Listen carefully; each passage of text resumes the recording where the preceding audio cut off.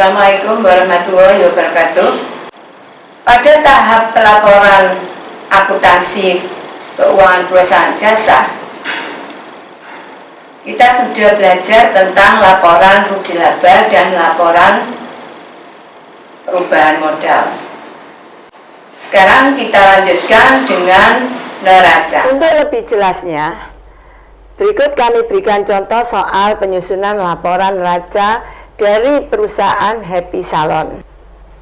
Berikut ini adalah data keuangan per 31 Desember 2016 dari Happy Salon. Kas 6.600.000, piutang dagang 1.750.000, perlengkapan salon 5.500.000, sewa dibayar di muka 900.000, peralatan salon 13 juta, akumulasi penyusutan peralatan salon 1.300.000, utang usaha 2.500.000, utang gaji 1.750.000, dan modal Happy 22.780.000. Diminta dari data di atas, susunlah laporan neraca Happy Salon periode 31 Desember 2016. Yang pertama, bentuk skontro. Bentuk skontro Happy Salon, laporan neracanya sebagai berikut. Ya, aktiva lancar terdiri dari kas 6.600.000. Ini di sini karena kolomnya tidak cukup, maka di atas ditulis dalam ribuan rupiah. Kemudian aktiva lancar yang kedua, piutang dagang 1.750.000 rupiah. Perlengkapan salon 5.500.000 rupiah. Sewa dibayar di muka 900.000 rupiah. Total aktiva lancarnya 14.750.000 rupiah. Kemudian aktiva tetap terdiri dari peralatan salon sebesar 13 juta dan akumulasi penyusutan peralatan salon 1.300.000 rupiah, sehingga total aktiva tetapnya 11.700.000 rupiah. Sehingga total aktiva bisa kita ketahui sebesar 26.450.000, yaitu jumlah antara aktiva lancar 14.750.000 dan aktiva tetap sebesar 11.700.000. Setelah itu kita lihat kelompok pasifanya sebelah kanan, yaitu terdiri dari utang lancar dan modal. Di sini utang lancar terdiri dari utang usaha 2.500.000, utang gaji 1.170.000, total utang lancarnya 3.670.000. Modal pemiliknya yaitu modal Happy 22.780.000, sehingga total pasifanya 26.750.000. Yang kedua adalah bentuk stafel. Penyusunan bentuk stafel ini penyusunan neraca dari atas ke bawah. Jadi aktivanya di sebelah atas, pasifanya di sebelah bawah. Sama, di sini aktiva dikelompokkan menjadi aktiva lancar dan aktiva tetap. Terdiri dari aktiva lancarnya kas 6.600.000, piutang dagang 1.750.000, perlengkapan salon 5.500.000, sewa dibayar di muka 900.000. Jumlah aktiva lancarnya 14.750.000. Aktiva tetapnya peralatan salon 13 juta, akumulasi penyusutan peralatan salon 1.300.000.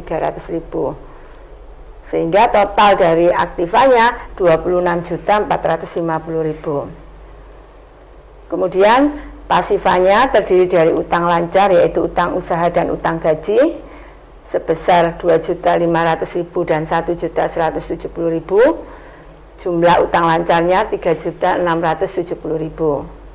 Modal pemilik yaitu modal Happy 22.780.000, sehingga total pasifanya 26.450.000.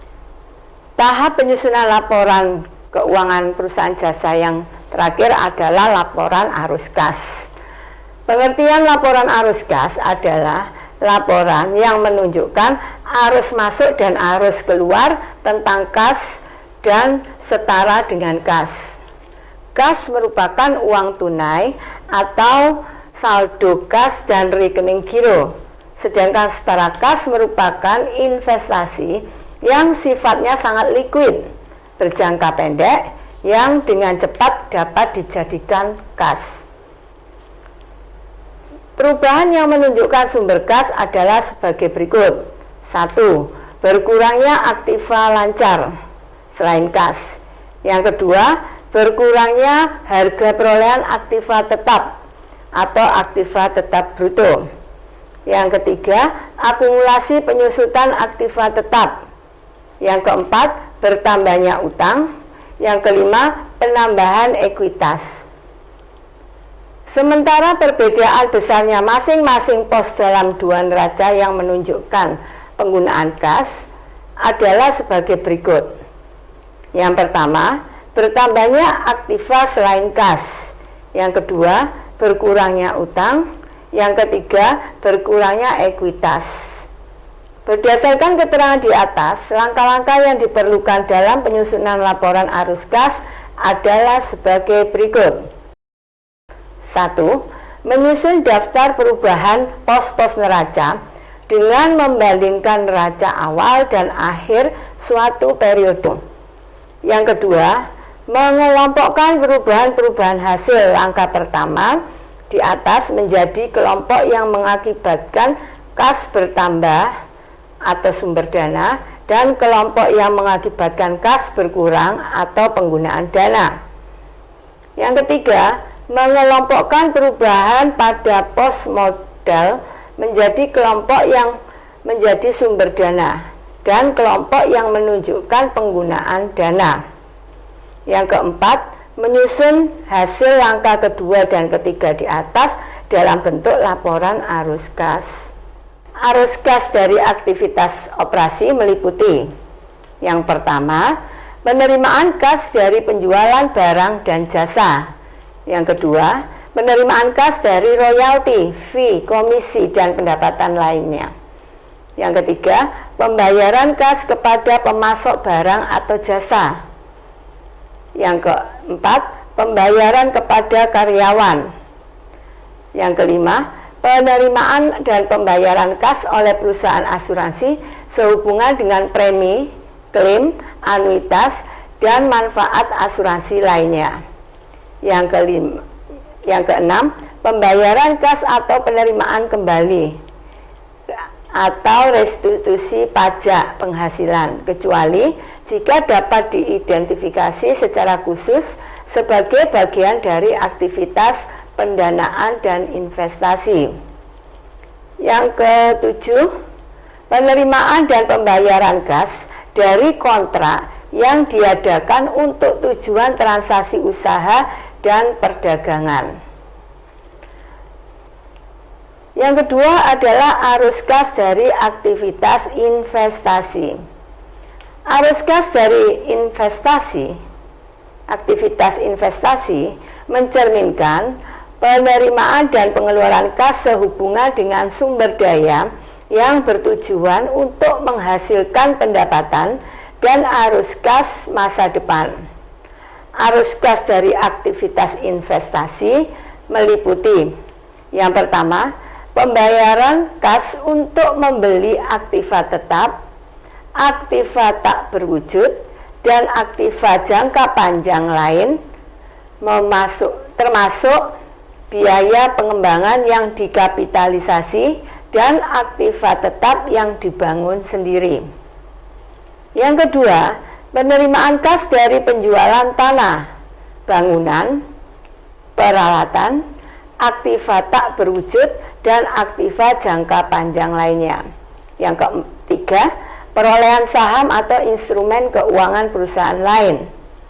Yang keempat, uang muka dari pinjaman yang diberikan kepada pihak lain serta pelunasannya atau kecuali yang dilakukan oleh lembaga keuangan. 5. Pembayaran kas sehubungan dengan future kontrak, forward kontrak, option kontrak, dan swap kontrak, kecuali apabila kontrak tersebut dilakukan untuk tujuan pendapatan atau apabila pembayaran tersebut diklasifikasi sebagai aktivitas pendanaan. Arus kas dari aktivitas pendanaan. Pengungkapan terpisah arus kas yang timbul dari aktivitas pendanaan perlu dilakukan sebab berguna untuk memprediksi klaim terhadap arus kas masa depan oleh para pemasok modal perusahaan. Arus kas dari aktivitas pendanaan meliputi yang pertama, penerimaan kas dari emisi saham atau instrumen modal lainnya. Yang kedua, pembayaran kas kepada para pemegang saham untuk menarik atau menebus saham perusahaan. Arus kas dari aktivitas pendanaan yang ketiga, penerimaan kas dari emisi obligasi, pinjaman wesel, hipotek, dan pinjaman lainnya. Yang keempat, pelunasan pinjaman. Yang kelima, pembayaran kas oleh penyewa guna usaha atau lease untuk mengurangi saldo kewajiban yang berkaitan dengan sewa guna usaha pembayaran atau finance lease. Di sini terdiri dari penerimaan kas dari pelanggan, kemudian pembayaran kas kepada pemasok atau karyawan, dan selisihnya dinamakan kas yang dihasilkan dari operasi. Kemudian dikurangkan dengan pembayaran bunga dan pembayaran pajak penghasilan.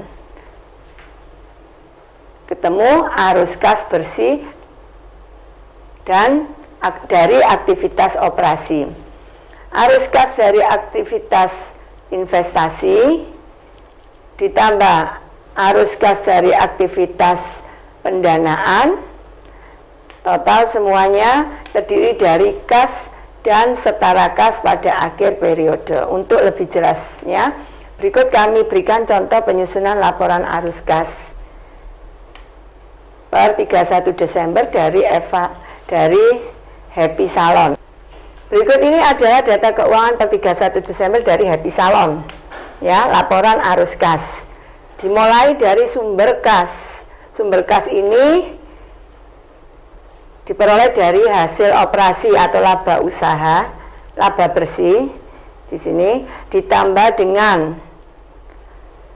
penurunan sewa peralatan di muka, ditambah lagi dengan akumulasi penyusutan peralatan, ditambah lagi dengan kenaikan utang usaha, tambah lagi kenaikan utang gaji, kemudian dikurangkan atau dikurangi dengan kenaikan piutang.